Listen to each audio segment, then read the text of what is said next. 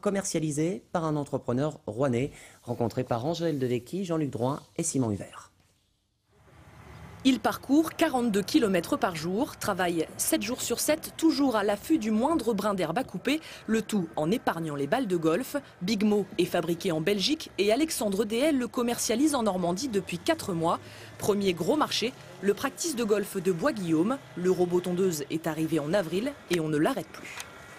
Donc le principe, c'est que le robot travaille sur une zone délimitée par un câble que l'on a enterré pendant l'installation. Et aux jours et aux heures programmées, le robot se met en marche et va tondre la pelouse et revient à son socle se recharger quand il n'a plus assez de batterie. Ces moteurs sont électriques et ils ne laissent pas de déchets. Même si Big Mo avance à 3 km/h, difficile parfois de le retrouver sur un terrain de 2 hectares. Alors on peut le suivre à la trace.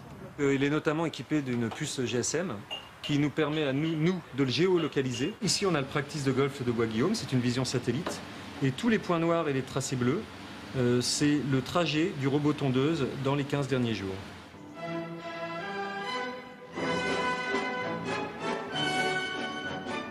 Et il y a les petits frères pour les particuliers. Alexandre Dehaye a tout prévu. Il y a 6 mois, il vend sa société d'informatique et se lance dans la distribution de ses engins en créant Oborobo.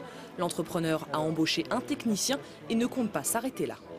Ce que j'aimerais, c'est que dans 4-5 ans, on soit 5 ou 6 salariés à temps plein dans cette société, qu'on vende 250 à 300 robots par an et qu'on ait équipé la moitié des clubs de foot de la région, enfin des collectivités pour leur terrain de football de la région. Chez nos voisins belges et hollandais, un foyer sur 3 est équipé de ce type d'engin. Le marché français a du potentiel. Seulement 7000 robots se sont vendus dans l'Hexagone en 2013.